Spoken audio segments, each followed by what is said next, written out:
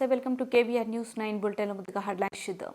పెట్టుబడులపై సీఎం రేవంత్ పచ్చి అబద్ధాలు కేటీఆర్.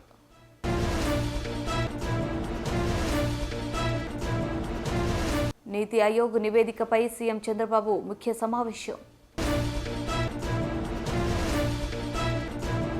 గద్దర్కు ఎట్టి పరిస్థితుల్లో పద్మశ్రీ పురస్కారం ఇవ్వబోము కేంద్ర మంత్రి బండి సంజయ్. చంద్రబాబు అసమర్థతను ప్రజలు అంగీకరించారు మాజీ మంత్రి అంబటి రాంబాబు. పెట్టుబడుల పేరిట ముఖ్యమంత్రి రేవంత్ రెడ్డి పచ్చి అబద్ధాలు చెబుతూ ప్రజలను మోసం చేస్తున్నారని భారత కార్యనిర్వాహక అధ్యక్షుడు మాజీ మంత్రి కేటీఆర్ విమర్శించారు. పెట్టుబడులు నిజమే అయితే అవి ఎప్పటిలాగా వస్తాయి, నిరుద్యోగులకు ఉద్యోగాలు ఎప్పుడు ఇస్తారో సీఎం చెప్పాలని డిమాండ్ చేశారు. తెలంగాణ భవన్లో భారత విద్యార్థి విభాగం నూతన సంవత్సరం డైరీ క్యాలెండర్ను కేటీఆర్ ఆవిష్కరించి మాట్లాడారు. తెలంగాణకు పెట్టుబడులు, ఇక్కడ యువతకు ఉద్యోగాలు వస్తే తాము సంతోషిస్తామన్నారు. అయితే గతేడాది 40,000 కోట్లకు సంబంధించిన పెట్టుబడులే ఇప్పటి వరకు వాస్తవ రూపం దాల్చలేదని, ఈ ఏడాది కూడా అదే పరిస్థితి ఉంటుందన్నారు. 2021లో భారత ప్రభుత్వం ఇచ్చిన రేషన్ కార్డుల పంపిణీ కార్యక్రమంలో ఇప్పటి ఉప ముఖ్యమంత్రి భట్టి విక్రమార్క పాల్గొన్నారు. అయినా ఒక్క రేషన్ కార్డు కూడా అంత చేయలేదని అబద్ధాలు చెబుతున్నారు. కాంగ్రెస్ ప్రభుత్వం 420 బూటకపు హామీలను ఇచ్చింది. భారత ప్రభుత్వం హయాంలో 2.32 లక్షల ఉద్యోగాలకు నోటిఫికేషన్ ఇచ్చి 1.60 లక్షలకు పైగా ఉద్యోగాలను భర్తీ చేశాం. ఏడాదిలో 2 లక్షల ఉద్యోగాలు ఇస్తామని హామీ ఇచ్చిన కాంగ్రెస్ సర్కారు ఇప్పటిదాకా 12,000 ఉద్యోగాలను కూడా ఇవ్వలేకపోయింది. భారత ప్రభుత్వం ఇచ్చిన నోటిఫికేషన్లను తాము ఇచ్చామంటూ కాంగ్రెస్ వాళ్ళు గొప్పలు చెప్పుకుంటున్నారు. ప్రస్తుత ప్రభుత్వ వైఫల్యంతో రాష్ట్రంలో రోజుకు రైతు ప్రాణాలు వదులుతున్నాడని, గురుకులంలోనే విద్యార్థులు ఆత్మహత్యలు చేసుకుంటున్నారని కేటీఆర్ పేర్కొన్నారు. 10 మంది చచ్చిపోయారు. ఇంకో దిక్కు రైతులు, ఇంకో దిక్కు గురుకులాల్లో పెద్ద ఎత్తున పిల్లలు ఆత్మహత్య చేసుకునే పరిస్థితి. ఇప్పుడే హయాత్ నగర్ మైనారిటీ గురుకులంలో 17 ఏళ్ల పాప సౌమ్య అనే అమ్మాయి ఇప్పుడే చచ్చిపోయిందని చెప్పి ప్రవీణ్ అన్న చిట్టి మీద రాసిచ్చి నాకు గుర్తు చేస్తూ ఉన్నారు. ఒక్క సౌమ్య కాదు, రాష్ట్రంలో ఇప్పటికీ గురుకులాల్లో 55 మంది పిల్లలు ఇవాళ కొంతమంది ఆత్మహత్య చేసుకున్నారు. ఇంకా దురదృష్టం ఏంటంటే ఒకటే పాఠశాల మెట్పల్లిలో పాము గుట్టి 6 పెద్దాపూర్ అనే ఊరిలో పాము గుడితే అంటే ఎంత చండాలమైన మెయింటెనెన్సు, ఎంత అధ్వానపు పరిస్థితి ఉన్నదో దాన్ని బట్టే మనం చెప్పొచ్చు. నేనేమంటున్నా అంటే ఇవాళ ఒక రైతులే కాదు రైతులు 410 మంది గురుకులాల్లో పాఠశాలల్లో పిల్లలు, మన పిల్లలు. నేను పోయినా, మా ఎల్లారెడ్డిపేట పిల్లగాడు, మా సిరిసిల్ల కాన్స్టిట్యున్సీ కార్తీక్ అనే బాబు చనిపోతే నేను ఆ తల్లిని పరామర్శించేందుకు పోయినా. ఆ పిల్లగాడు చనిపోయింది ఆ పెద్దాపూర్లోనే. పోతే ఆ తల్లి అన్నది, అన్న నా బిడ్డను నేను గవర్నమెంట్కి అప్పచెప్పిన, గవర్నమెంటే తల్లి తండ్రి కాపాడుకోవాలి, కానీ తల్లి తండ్రి లేనట్టు నా పిల్లగాని అనాథలకు ఇడిచి పెడితే ఇలా శవమై నా బిడ్డ ఇంటికి వచ్చిందన్న, ఎవరికి చెప్పుకోవాలన్నా అని చెప్పి ఏడ్చుడు మొదలుపెట్టింది. బాధపడక చెల్లె అని చెప్పి ఒక 15 నిమిషాలు 20 నిమిషాలు ఓదారిస్తే ఆఖరికి ఒక మాట అన్నది, అన్న మీరు గట్టి కొట్లాడుండ్రి, నాకు జరిగిన కడుపు కోత ఇంకో తల్లికి జరగద్దు, దయచేసి కొట్లాడండి అన్న అని చెప్పి మాకు రిక్వెస్ట్ చేస్తే నేను వెంటనే ఒక నిర్ణయం తీసుకొని ఆ రోజు పెద్దలు డాక్టర్ ఆర్ఎస్ ప్రవీణ్ కుమార్ గారి నేతృత్వంలో వెంటనే గురుకులాల బాట అంటే మన శ్రీనివాస్ యాదవ్ గారు, ఆర్ఎస్ ప్రవీణ్ కుమార్ గారు, ఇట్లా మన విద్యార్థి నాయకులు ఆంజనేయ గౌడ్ గారు, వాసుదేవరెడ్డి గారు, వీళ్ళందరి నేతృత్వంలో గురుకుల బాట అనే ఒక కార్యక్రమం తీసుకుంటే నిజంగా కూడా నేను హృదయపూర్వకంగా మా బీఆర్ఎస్ విద్యార్థి విభాగానికి అభినందనలు చెప్తా ఉన్నా. మీరు ప్రభుత్వం కళ్ళు తెరిపించారు, మీరు మొదలు కాగానే తిరుగుడు, ప్రభుత్వం కూడా ఉరుకుడు మొదలుపెట్టింది. మంత్రులు పోయినరు, కలెక్టర్ ఉరికినరు, ఎక్కడోడక్కడ అప్పటిదాకా పత్తలేరు, అప్పటిదాకా యాదికి లేదు. ఇటు ఆర్ఎస్ ప్రవీణ్ అన్న, అటు బీఆర్ఎస్వి మొత్తం టీం కదిలే వరకు మీరు ఎక్కడోళ్ళు అక్కడ 30 జిల్లాలలో ఎక్కడికక్కడ గురుకుల బాట పట్టే వరకు అప్పుడు ప్రభుత్వం దున్నపోతు నిద్ర వదిలి బయటికి వచ్చి ఏదో చేసినట్టు 2 రోజులు డ్రామా చేశారు. మళ్ళా కాకపోతే శరామామూలు అయిపోయింది, మళ్ళా చావులు కొనసాగుతూనే ఉన్నాయి. గురుకులాల్లో పరిస్థితులు అట్లనే ఉన్నాయి. ఓ దిక్కు రైతులు, ఇంకో దిక్కు గురుకులాల్లో విద్యార్థులు, ఇంకో దిక్కు నేత కార్మికులు. ఇప్పటికీ ఈ ప్రభుత్వం వచ్చిన తర్వాత దగ్గర సంవత్సర కాలంలో 30 మంది పైచిలకు చేనేత కార్మికులు ఆత్మహత్య చేసుకున్న పరిస్థితి. ఆటో డ్రైవర్లు దాదాపు 100 మంది వాళ్ళు ఆత్మహత్య చేసుకున్నారు. ఇదే నేను కాకి లెక్కలు చెప్తలేను, గాలి లెక్కలు చెప్తలేను. ఇవన్నీ కూడా మేము అసెంబ్లీలు ఇచ్చినాం ప్రభుత్వానికి. అసెంబ్లీలనే లిస్టు తయారు చేసి ఇగో వీళ్ళ పేర్లు ఇవి, అడ్రస్ గిది, వాళ్ళ తండ్రి పేరు గిది, భార్య పేరు గిది, వాళ్ళని ఆదుకోండి, ఇకనైనా మొద్దు నిద్ర వీడండి అని చెప్పి వారికి అప్పచెప్పినాం. వారు కదులుతలేరు. అందుకే నేను మీతో ప్రార్థించేది, మీ అందరినీ కోరేది, కాంగ్రెస్ పార్టీ యొక్క 420 హామీలు ఏవైతున్నాయో వాటిని గుర్తు చేయవలసిన బాధ్యత, ప్రజల దగ్గరికి కాగితాన్ని తీసుకుపోయే బాధ్యత మా తమ్ముళ్ళైన విద్యార్థి విభాగం నాయకులు మీరే తీసుకోవాలని చెప్పి కోరుతా ఉన్నా. దీని ఇంటింటికి 420 కాంగ్రెస్ గురించి, 420 झूठे వాదాల గురించి, 420 దిన్ అయిపోయిన తర్వాత కూడా ఒక్క వాగ్దానం కూడా సరిగ్గా అమలు చేయకపోవడాన్ని ప్రశ్నిస్తూ తప్పకుండా ఇంటింటికి తీసుకుపోవాలని చెప్పి కూడా నేను కోరుతా ఉన్నా. ఇక అబద్ధాలు ఎట్లుంటాయంటే, ఇప్పుడే నేను మీకు చెప్పిన రేషన్ కార్డులు ఇయ్యలే అన్నారు, బట్టి విక్రమార్కనే ఇచ్చిన ఫోటో కూడా నేను మీకు చూపెట్టిన. అట్లే ఉద్యోగాలు ఇవ్వలేదంటారు. తెలంగాణ ప్రభుత్వం ఉన్నప్పుడు కేసీఆర్ గారి నాయకత్వంలో ఉద్యోగాలు ఇవ్వలేదంటారు. ఉద్యోగాలు నిజంగా ఇవ్వలేదా? మనం 2,32,000 ఉద్యోగాలకు నోటిఫికేషన్ ఇచ్చి 1,60,283 ఉద్యోగాలు భర్తీ పూర్తి చేసినాం, కాగితాలు ఇచ్చినాం. వాళ్ళకి ఇప్పుడు జీతాలు కూడా ఈ ప్రభుత్వం ఇస్తూ ఉన్నది. కానీ ఇయ్యనే లేదు అని ప్రచారం చేసిండ్రు.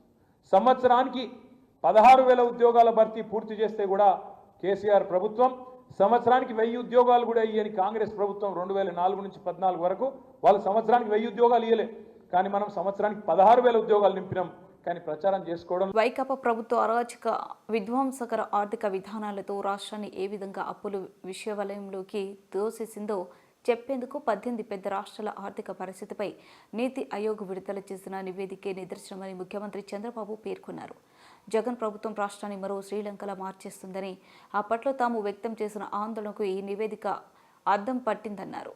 నీతి ఆయోగ్ రూపొందించిన ఆర్థిక ఆరోగ్య సూచి నివేదిక 2025లోని ముఖ్యాంశాలు విశ్లేషిస్తూ 2014 నుంచి 15 నుంచి రాష్ట్ర ఆర్థిక పరిస్థితి ఎలా ఉంది, 2018 నుంచి 19 నుంచి 2023 నుంచి 24 మధ్య జగన్ ప్రభుత్వ హయాంలో సచివాలయంలో ఆయన విలేకరులకు వివరించారు. 5 ఏళ్లలో ఎడపెడ లక్షల కోట్ల అప్పులు చేసిన జగన్ ప్రభుత్వం మూలధన వ్యయంపై అతి తక్కువ ఖర్చు పెట్టడం ద్వారా రాష్ట్రాన్ని ఆర్థిక అస్థిరతలోకి నెట్టేసిందని నీతి ఆయోగ్ పేర్కొన్నట్టు చంద్రబాబు చెప్పారు. 2023లో రుణంగా తెచ్చిన 67,985 కోట్లతో అప్పులు 2.25 లక్షల కోట్లు ఖర్చు పెడితే దానిలో మూలధనం వ్యయం 7,244 కోట్లు. అసమర్థులు, అవినీతి పరులు పరిపాలన అన్నారు.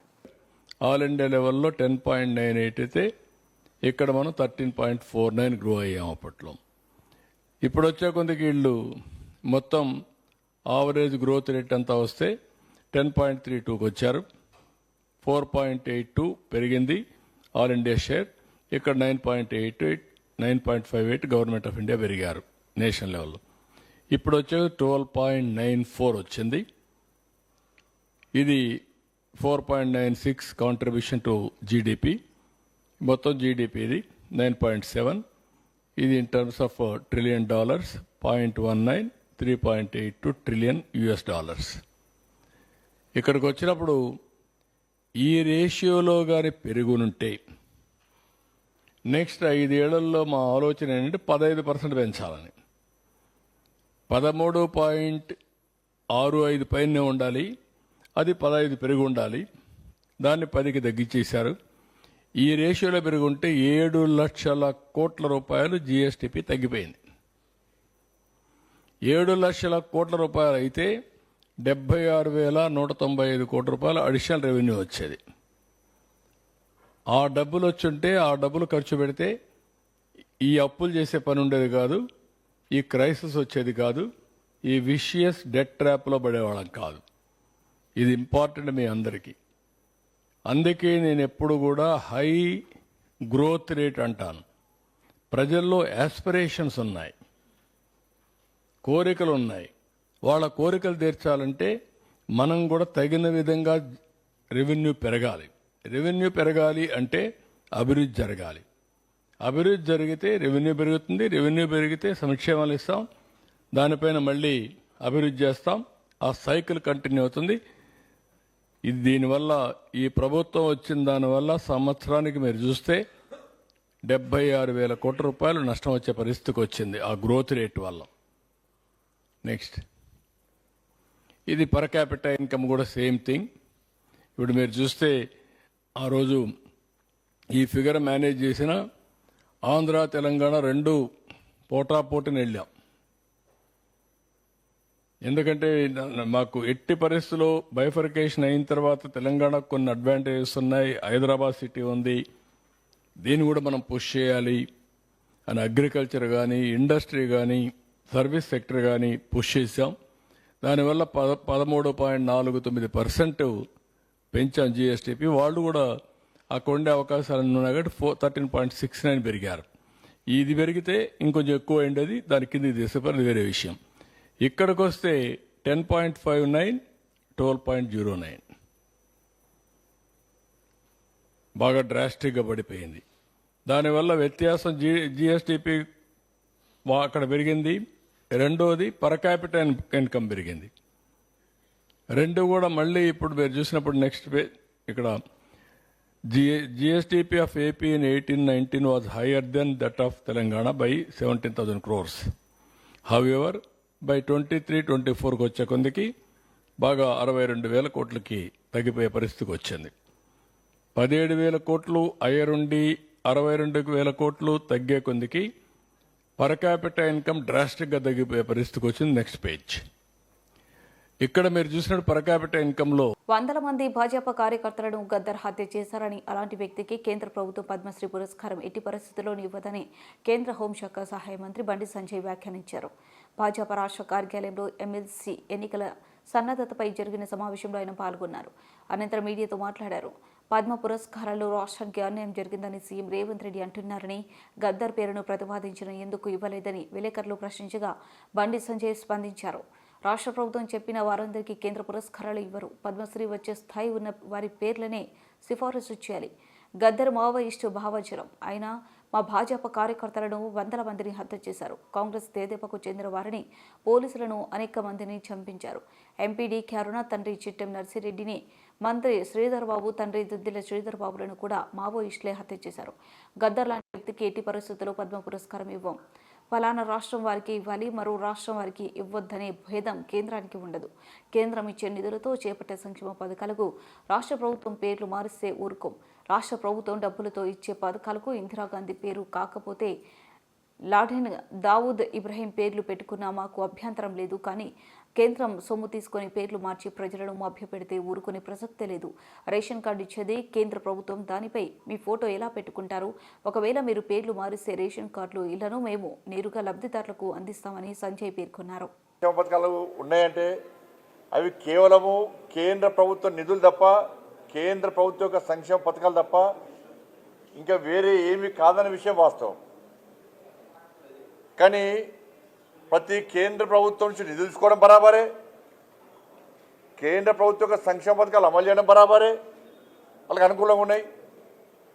కానీ పేరు మాత్రం సంక్షేమ పథకం పేరునే మార్చేస్తున్నారు.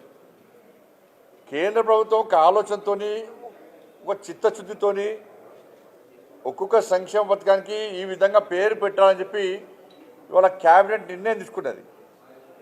ఆ నిర్ణయాన్నే ఇవాళ తెలంగాణ రాష్ట్ర ప్రభుత్వం తుంగలో దొరుకుతుంది. వాళ్ళు మేము ఎక్కడ సంక్షేమ పథకాలు ఆపం. సంక్షేమ పథకాలు ఆపే ఆలోచన భారతీయ జనతా పార్టీకి లేదు, భారత సర్కార్కి లేనే లేదు. కానీ కేంద్ర ప్రభుత్వం యొక్క సంక్షేమ పథకాల పేరును మార్చే ప్రయత్నం చేస్తే మేము నేరుగా లబ్ధిదారులకు ఏ విధంగా ఇవ్వచ్చో దాని గురించి ఆలోచిస్తాం. నేరుగా లబ్ధిదారులకే ఇచ్చే ప్రయత్నం చేస్తాం. మేము రాష్ట్ర ప్రభుత్వం యొక్క ప్రమేయం లేకుండా ప్రధానమంత్రి ఆవాస్ యోజన కానీ, గరీబ్ కళ్యాణ్ అన్న యోజన కానీ, ఇవాళ మీరు చూడండి, ఇటువంటి సంక్షేమ పథకాలకు రాష్ట్ర ప్రభుత్వం పేరు మార్చింది. మీ ప్రభుత్వం యొక్క మీ సొంత సంక్షేమ పథకాలు, మీ నిధులతో జరిగే సంక్షేమ పథకాలు అంటే మీరు ఇందిరాగాంధీ పేరు పెట్టుకుంటారా, లేకపోతే ఒసామా బిన్ లాడెన్ పెడతారా, దావూద్ ఇబ్రాహీం పెట్టుకుంటారా? పెట్టుకోరు, మాకు ఏం అభ్యంతరం లేదు మాకు. కానీ కేంద్ర ప్రభుత్వం ద్వారా కేంద్ర ప్రభుత్వం యొక్క సంక్షేమ పథకాలకు మీ పేరు పెట్టుకోవడం మీకు ఇబ్బంది లేదు. కానీ పైన కేంద్ర ప్రభుత్వం యొక్క సంక్షేమ పథకం పేరు పెట్టాలా లేదా? నిధులు ఇచ్చేది భారత సర్కారు, కేంద్ర ప్రభుత్వము. పేర్లు మార్చి ఫోజులు పెట్టుకొని సొమ్ముకొని సోకొకట్లక మీరు ప్రజలు మభ్య పెడతా అంటే ఊరుకునే ప్రసక్తే లేదు. వాళ్ళ ప్రధానమంత్రి ఆవాస్ యోజన కానీ గరీబ్ కళ్యాణ్ అన్న యోజన కానీ వీటిని నేరుగా రాష్ట్ర ప్రభుత్వం ప్రమేయం లేకుండా లబ్ధిదారులకే చెందే విధంగా ఇచ్చే విధంగా కేంద్ర ప్రభుత్వం ప్రయత్నం చేస్తుంది, ఆ విధంగా ఆలోచిస్తుంది.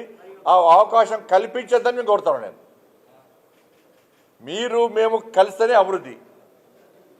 వాళ్ళ పేర్ల కోసం కొట్లాడి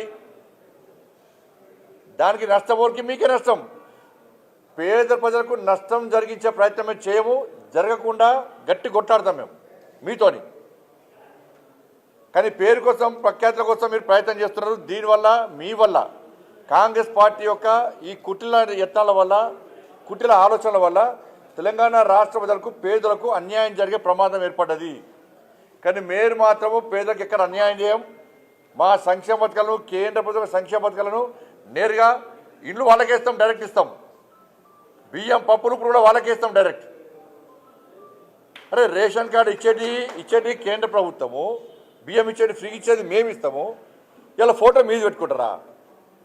ఎన్నికల్లో ప్రజలకు ఇచ్చిన హామీలను నెరవేర్చని సీఎం చంద్రబాబు స్వయంగా ఆయన అసమర్థతను అంగీకరిస్తున్నారని మాజీ మంత్రి వైఎస్ఆర్సీపీ గుంటూరు జిల్లా అధ్యక్షుడు అంపాటి రాంబాబు చెప్పారు.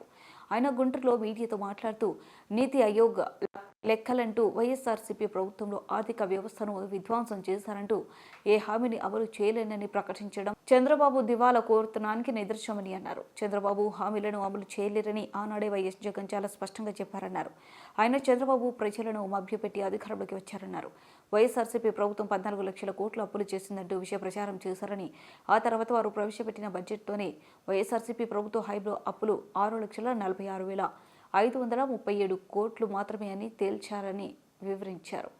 అంటే చంద్రబాబు ఊహించిన దానికన్నా అప్పులు 50% తక్కువేనని, రాష్ట్ర ఆర్థిక పరిస్థితి మెరుగ్గానే ఉందన్న విషయం ఎవరికైనా అర్థమవుతుందన్నారు. అయినా ఆర్థిక పరిస్థితి అధ్వానంగా ఉందని వైఎస్ఆర్సీపీ హయాంలో చేసిన అప్పులే కారణమని ఎలా చెబుతారని నిలదీశారు. వాగ్దానాలు ఇచ్చాను, కానీ ఎన్నికల ముందు నేను ఇచ్చినటువంటి వాగ్దానాలు అప్పుడు నేనేమనుకున్నానంటే ఇంతగా సర్వనాశనం చేశాడు నేను అనుకోలే. నేను ఊహించిన దానికన్నా కూడా ఎక్కువ నాశనం అయిపోయింది ఈ రాష్ట్రం. వ్యవస్థలన్నీ కూడా సర్వనాశనం చేసేశాడు జగన్మోహన్ రెడ్డి గారు అనేటువంటి ఒక మాట చెప్పే ప్రయత్నం చేస్తున్నాడు. అధికారంలోకి వచ్చిన దగ్గర నుంచి ఇదే పని. అసలు మనం ఒప్పుకోకపోతే ఊరికిందట్లేడు, ప్రజలు ఒప్పుకోకపోతే మీరే బెటర్ అండి, జగన్మోహన్ రెడ్డి గారు సరిగ్గా పరిపాలన చేయలేదు, నాశనం చేశాడు, అందువల్లే మీరు కూడా ఇవాళ సరిగ్గా పరిపాలన చేయలేకపోతున్నారు అని ఒప్పుకునేదాకా చంద్రబాబు నాయుడు గారు ఒప్పుకునేదట్లేరు. ముందు నేను మనవి చేస్తున్నా, అయ్యా నారా చంద్రబాబు నాయుడు గారు, మీరు అనేక వాగ్దానాలు చేశారు, ఆ వాగ్దానాల్ని అమలు చేస్తాను అన్నారు. జగన్మోహన్ రెడ్డి గారు చాలా స్పష్టంగా చెప్పారు, చంద్రబాబు నాయుడు గారు చేసేటటువంటి వాగ్దానాలు నెరవేర్చలేనివి, దానికి కావాల్సినటువంటి ఫైనాన్షియల్ సపోర్ట్ ఈ రాష్ట్రంలో లేదు, నేను 5 సంవత్సరాలు పరిపాలన చేశాను అని లెక్కల వారీగా అన్ని వివరంగా చెప్పారు. అయినా సరే నేను చేస్తాను అని చెప్పేసి చంద్రబాబు నాయుడు గారు ప్రజల్ని భ్రమింపచేశారు. ఓట్లు వేశారు, చంద్రబాబు నాయుడు గారు అధికారంలోకి వచ్చారు. కూర్చున్న దగ్గర నుంచి ఒకటే గొడవండి, జగన్మోహన్ రెడ్డి సర్వనాశనం చేశాడు, అందుకు నేను చేయలేకపోతున్నాను. అయ్యా నేను అడుగుతా ఉన్నా చంద్రబాబు నాయుడు గారు, మీరు ముఖ్యమంత్రి కాకముందు ఈ ఎన్నికల ప్రచారంలో ఏం చెప్పారంటే మీరు అందరూ ఒకసారి గుర్తుపెట్టుకోండి, జగన్మోహన్ రెడ్డి గారు 14 లక్షల కోట్ల రూపాయలు అప్పు చేశాడు. ఇన్ని 14 లక్షల కోట్ల రూపాయలు అప్పు చేశాడని ఓదరగొట్టాడు. ఎన్నికలు అయిపోయాయి. ఆయన అదృష్టమో రాష్ట్ర ప్రజల దురదృష్టమో కూటమి ప్రభుత్వం అధికారంలోకి వచ్చింది. ఎన్నండి లెక్కలు తేల్చింది మీరు? ఎంత వచ్చాయి?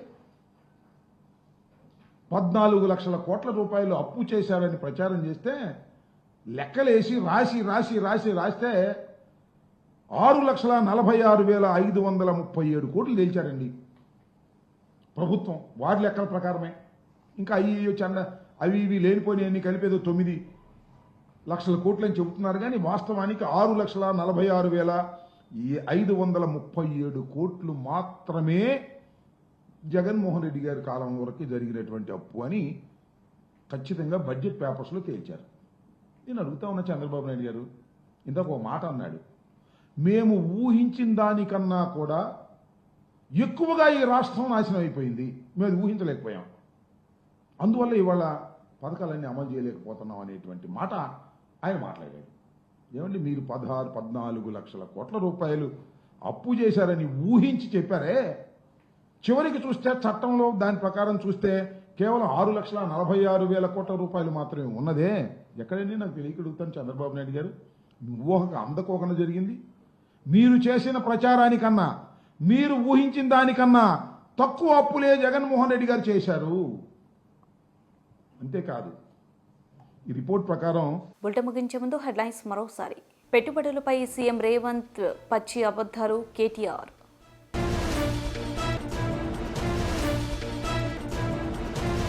నీతి ఆయోగ్ నివేదికపై సీఎం చంద్రబాబు ముఖ్య సమావేశం.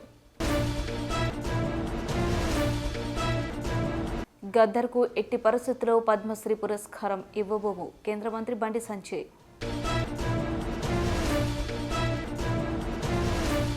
చంద్రబాబు అసమర్థతను ప్రజలు అంగీకరించారు మాజీ మంత్రి అంబటి రాంబాబు.